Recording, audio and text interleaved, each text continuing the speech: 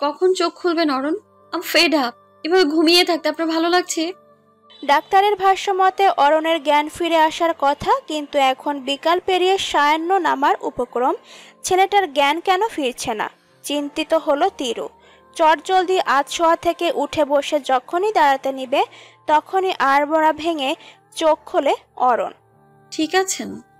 চোখ দুটো খিচে মাথা চেপে রেখেছে অরণ। মাথা কেমন ভার ভার লাগছে, শরীরটা অবশ হয়ে গেছে, কি ভীষণ জড়তা লেপ্টে। তিরুর কণ্ঠ কানে এসে বাজতেই দেহের সকল সমস্যা চট করে উবে গেল। চোখ খুলে তাকালো ও তিরুকে দেখলো খুঁটিয়ে খুঁটিয়ে, গভীর মনোযোগ সহকারে। পরিশেষে দুর্বল কণ্ঠে জিজ্ঞেস করলো, তুমি ঠিক আছো তিরু? লাগেনি কোথাও? বিছানার পাশ লেপ্টে তিরু বসলো, গলার স্বর নম্র করে শুধালো, আমার কোথাও লাগেনি, আমি পুরোপুরি ঠিক আছি। আপনার ঘাড়ে ব্যথাটা কমেছে কি? সামান্য নড়চড় করলো অরণ। অমনি বিষ যন্ত্রণাটা গা চারা দিয়ে উঠল। গলা ঠিকরে বেরিয়ে আসতে নেওয়া আর্তনাদটা গিলে স্বাভাবিক হওয়ার চেষ্টা করে বলে উঠল, কমেছে ব্যথা। বোকা কিংবা অন্ধ নয় তিরু। অরণের প্রতিক্রিয়া সবটুকুই গহীন চোখে পরখ করল। যন্ত্রণাটুকু তার নজরে বেশ ভালোভাবে গেঁথেছে ও গলার স্বর নামিয়ে স্বগোক্তি করল, লোকটা এত চাপা স্বভাবের, নিজের সমস্যার কথা কোনোদিনও মুখ ফুটে বলেনি আমায়। পরক্ষণেই অন্তঃকরণ থেকে তার উপচে বেরিয়ে এলো তাচ্ছিল্য। অবশ্য বলবেই বা কেন? দয়ার পাত্রী না আমি? আমাকে কি সবকিছু বলা যায় নাকি? অরণ তো কখনোই আমায় আপন ভাবেনি। উঠে বসার চেষ্টা করছে অরণ। গায়ের অতশত আঘাত, বসতে গিয়েই জুটল যত ঝামেলা। আঘাতে চাপ পড়ছে, টান খাচ্ছে। সঙ্গে অরণের মনে হচ্ছে তাকে কেউ প্রতি মুহূর্তে ধারালো ছুরি দিয়ে কাটছে, ভারী যন্ত্রণা দিয়ে। উঠছেন কেন? থামুন, ব্যথা লাগছে না? বেড রেস্ট নিতে বলেছে ডক্টর। আশেপাশে তাকালো অরণ। কাছে ধারে ফোন নেই, অন্তিকটাও নেই। নিশ্চয় রেস্টুরেন্টে। ভারী সংকোচ আর জড়তা নিয়ে অরণ নিম্ন গলায় বলল, ওয়াশরুমে যাব তিরু। তিরু চটপট বলল, আসুন, আমি হেল্প করছি। এ সময় তো অন্তিককেও পাবেন না, ও রেস্টুরেন্টে গিয়েছে। ও বাদে রেস্টুরেন্ট কে সামলাতো, তাই আমি পাঠিয়েছি। আমি আমার কাঁধে হাত দিন আপনি, দেখি তো। অমত পোষণ করেনি অরণ। তিরু যা বলল তাই করেছে। আস্তে ধীরে পা নামিয়ে তিরুর কাঁধে হাত রেখেছে। সম্পূর্ণ ভর অবশ্য দেয়নি। এইটুকুন মেয়ে, তার ভর কি আর সামলাতে পারবে? উহু। অরণের ডান পায়েও কামড় দিয়েছে পাজি শিয়ালটা, তাই তো এত জ্বালা। একা কারো সাহায্য তার হাঁটাটা দুষ্কর। ওয়াশরুমের কাছাকাছি আসতেই অরণ অস্বস্তি নিয়ে বলল, হয়েছে, দাঁড়াও এখানে, বাকিটা আমি যেতে পারবো। দেয়াল ধরে ধরে অরণ বাকিটা পথ একাই গেল।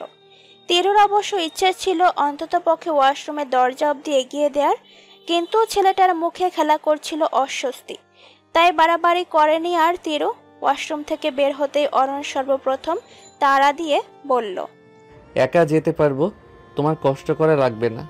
তিরু ঠোঁট বাঁকালো, অরণের অগোচরে ব্যঙ্গ করে বলল, ঠিকমতো দাঁড়াতেই পারছে না, আবার নাকি একা একা হেঁটে যেতে পারবে। যাক, আমার কি? ভারী কষ্টে বিছানা পর্যন্ত এসে হাঁপ ছাড়ল অরণ। টাওয়াল দিয়ে হাত দুটো মুছে ব্যস্ত গলায় শুধালো, আমি হাসপাতালে কি করে এলাম তিরু? জ্ঞান হারানোর পর কিভাবে সবটা ম্যানেজ করেছিলে? তিরুর কথা বলতে ইচ্ছে হলো না। অতঃপর কি যেন ভেবে ও ভারী গলায় বলে উঠল, আপনাকে সেখানে রেখেই আমি সাইকেলের কাছে এসে ব্যাগ থেকে ফোন নিয়েছি। অন্তিকে কল দেওয়ার পর পুলিশকে কল দিয়েছিলাম আমি। বাকিটা তারাই করেছে। ওহ, আমিও স্টুপিড, তোমাকে সেফলি বাসায় না পৌঁছে দিয়ে সেন্সলেস হয়ে গিয়েছি। সরি তার জন্য। দুজনকে জাপটে ধরল মৌনতা। তিরুর অস্বস্তি হচ্ছে এবার। তার হোস্টেলে ফেরার সময় হয়েছে। এ সময় না ফিরলে মাদার তাকে আর ভেতরে যেতে দেবেন না। একটা দিন তো হাসপাতালে অরণের পাশে কাটিয়ে দিয়েছে। আজ অপেক্ষা করছিল ছেলেটার জ্ঞান ফেরার। হুঁশ এসেছে। অরণ, তার কি এখন চলে যাওয়া উচিত নাকি থাকা উচিত? দ্বিধাদ্বন্দ্বে ভোগাকালীন তাকে উদ্ধার করে অরণ। তোমার জিনিসপত্র কি এনেছো নাকি অন্তিককে পাঠাবো? অরণের স্বাভাবিক কণ্ঠ। কিয়ৎক্ষণ হাঁসফাঁস করল।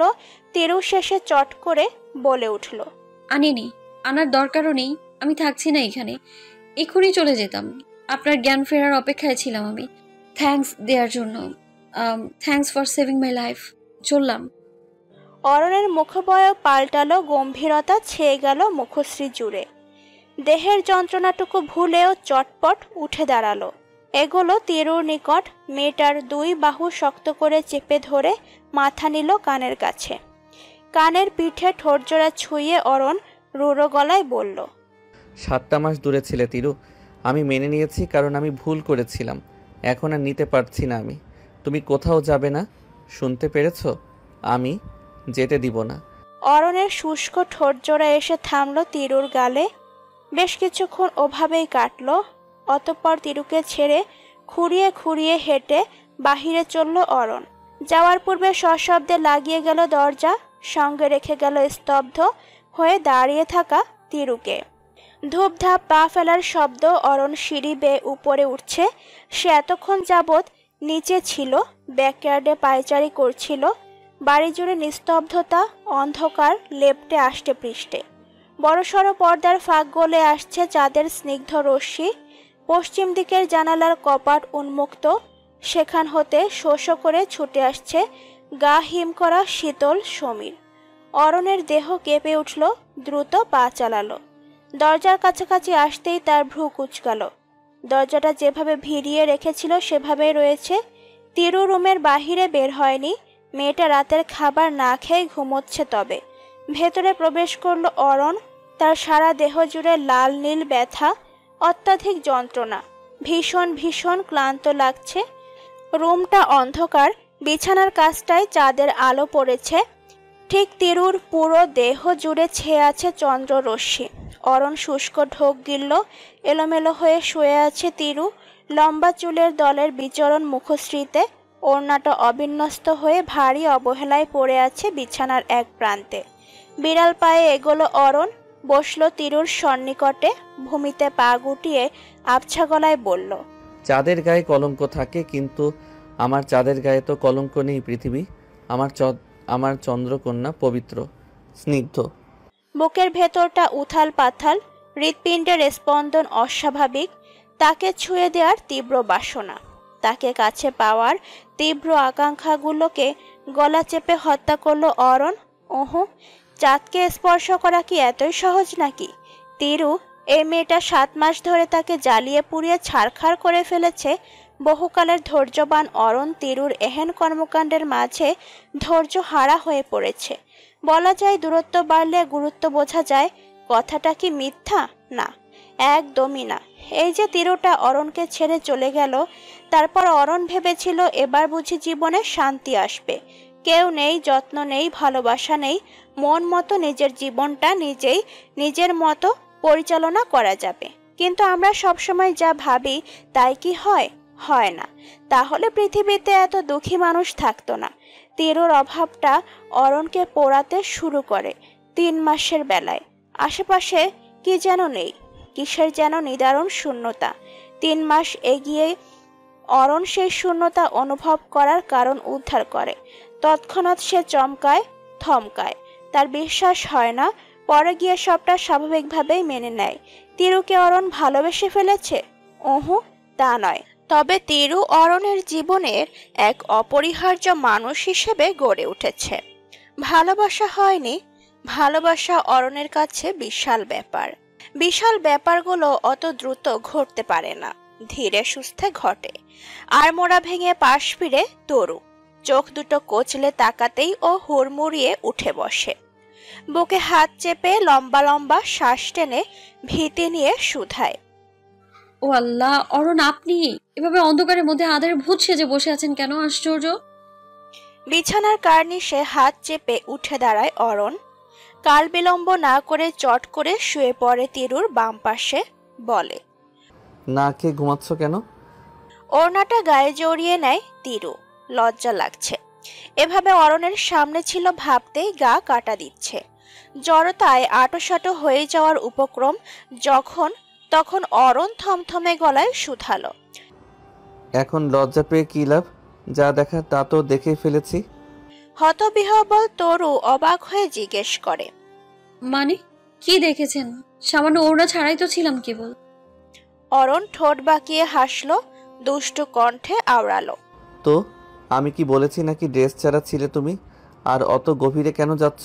আমি তো তোমার চুল দেখার কথা বলছিলাম। গাল উত্তপ্ত হয়ে উঠেছে। ইতিমধ্যে নিভু নিভু দৃষ্টিতে তিরু দেখে বেশরম ছেলেটাকে। কি সাংঘাতিক ঠোঁটকাটা কথা বলে দিচ্ছে অনায়াসে। তিরু শব্দগুচ্ছ হারালো, মাথাটা ফাঁকা ফাঁকা লাগছে। অরণ, এই ছেলেটা অরণ তো? তিরুর নির্লিপ্ততা দেখে অরণ আদেশের স্বরে বলল, আমার জন্য খাবার নিয়ে আসো যাও।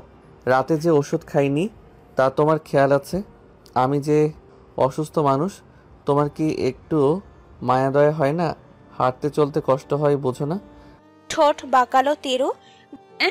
হাঁটতে চলতে কষ্ট হয়? এতক্ষণ যে টোটো করে ব্যাকইয়ার্ডে চক্কর মেরে এলো তখন কষ্ট হয়নি?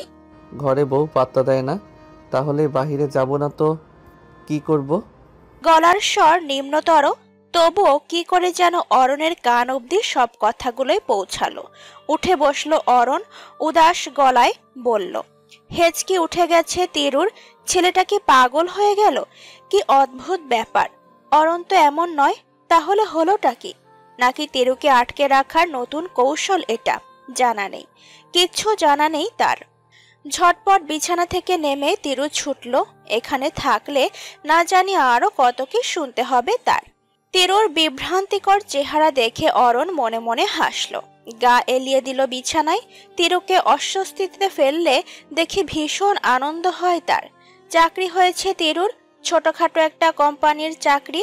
বেতন ভালো হলেও কোম্পানি পছন্দ হলো না তার। তবুও মোটা অঙ্কের বেতনের চাকরিটা ছাড়তে ইচ্ছে হলো না। আপাতত টাকা পয়সার ভীষণ দরকার। অফিস থেকে বেরিয়ে হাঁটা ধরল ও। আজ রোদ উঠেছে, রোদের তেজ প্রচুর। ছাতাটা সঙ্গে না আনার জন্য নিজেকে শখানে গালাগাল করলো সে। এতটা বেখেয়ালি মানুষ হয়, তাও এই ভিনদেশে এসে। সড়কে হাঁটতে হাঁটতে স্বগতোক্তি করল, স্টুপিড তিরু, তোর মতো মদন দুনিয়াতে আর একটাও নেই। রাতে ঘুম হয়নি ঠিক মতো। ঘুমিয়েছিল ৩টায়, উঠতে হয়েছে ৬টা বাজে। অরণের কারণে তার ঘুমোতে বেশ দেরি হয়েছে। একে ছেলেটাকে হাত দিয়ে খাইয়ে দিতে হয়েছে, দ্বিতীয়ত খাবার শেষে আবার তাকেও খেতে হয়েছে। কি জ্বালা! বাড়ির কাছাকাছি আসতেই তিরুর মেজাজ খারাপ হলো। অরণ বাহিরে। আবারও তার নিষেধাজ্ঞা ছেলেটা শুনল না, মানল না। মেনেছে কখনো তার কথা? বোধ হয় না। ও লম্বা পা ফেলে এগোলো। আপনাকে আমি শতবার বারণ করে গিয়েছিলাম না রুম থেকে বের হবেন না আপনি? অরণ পেছন তাকালো। রকচটা তিরুকে দেখে আমতা আমতা করে অভিযোগ করলো, একজন সুস্থ স্বাভাবিক মানুষ কতক্ষণ পারে ওই 4 দেয়ালে বন্দি থাকতে বলো তো? আমার দম বন্ধ হয়ে আসতে চাইছিল, তাই বাহিরে এসেছি। আকস্মিক উত্তরে তিরু হাসবে নাকি কাঁদবে বুঝতে পারল না। সে বাহিরেই গিয়েছিল বোধহয় 1 ঘন্টা আগে। কতক্ষণ? আমি বাইরে গিয়েছি মাত্র 1 ঘন্টা হয়েছে। এতটুকু সময় আপনি পারবেন না ঘরে থাকতে? প্রিয় আসছে। এসে ও তিরুর সাথে জরুরি আলাপে মশগুল হলো। অরণ হাঁপ ছেড়ে বাঁচল। জায়গাটা ছেড়ে চলে যেতে নেবে তৎক্ষণাৎ তার হাত খপ করে ধরল তিরু। সন্দিহান কণ্ঠে জিজ্ঞেস করল, যাচ্ছেন কোথায়? ওইদিকে, উপরে চলুন। পূর্বের সেই শাসন, পূর্বের সেই যত্ন। অরণের ভালো লাগলো। যেতে যেতে ও আর চোখে শতবার তাকালো তিরুর পানে। তার অন্তরাল তখন ব্যাকুল হয়ে চেঁচাচ্ছে, এই তিরুকেই তো চাচ্ছিলাম আমি, মায়ের মতো যে আমায় আগলে ডাকতো সর্বক্ষণ। ঘড়িতে 8টা বেজে 10 মিনিট। অম্বরে কালশিটে আধার লেপ্টে। কুচকুচে কালো আকাশটাতে আজ তারার অভাব নেই। মেঘহীন আকাশে স্পষ্টত দেখা যাচ্ছে তাদের। প্যারিসে বৃষ্টির মাত্রা কমে এসেছে। বর্ষার যায় অবস্থা। মেঘলা আকাশ আস্তে ধীরে হচ্ছে গুমট, মেঘহীন। ব্যস্ত সড়ক, ফুটপাত ধরে হাঁটছে তিরু, পিছে অরণ। ছেলেটাকে ভীষণ ব্যস্ত দেখাচ্ছে। অনবরত কথা বলে যাচ্ছে এই 8 ঘন্টা হলো। আশেপাশে ধ্যান নেই। তাকে দেখে মনে হচ্ছে ফোনে কথা বলা ব্যতীত দুনিয়াতে এই মুহূর্তে আর কোনো গুরুত্বপূর্ণ কাজ অবশিষ্ট নেই। ক্যানে শেষ চুমুকটা দিয়ে ডাস্টবিনে ছুঁড়ে ফেলল তিরু। বিরক্তি নিয়ে হাঁটা থামালো। কণ্ঠে কাঠিন্যতা টেনে বলল, এই আপনি আপনার এই হাঁসের মতো প্যাক প্যাক করা থামাবেন? তিরুর কণ্ঠ ছিল জোরালো। পাশ দিয়ে হেঁটে যাওয়া দুজন শ্বেতাঙ্গ আর চোখে ওদের পানে তাকালো। বাঁ হাতে ধরে রাখা ফোনটা কান থেকে সরালো অরণ। কল কেটে দিয়েছে। তার চোখ মুখে লুটোপুটি খাচ্ছে বিভ্রান্তি, অস্বস্তি ও কণ্ঠের খাদ নামিয়ে শুধালো,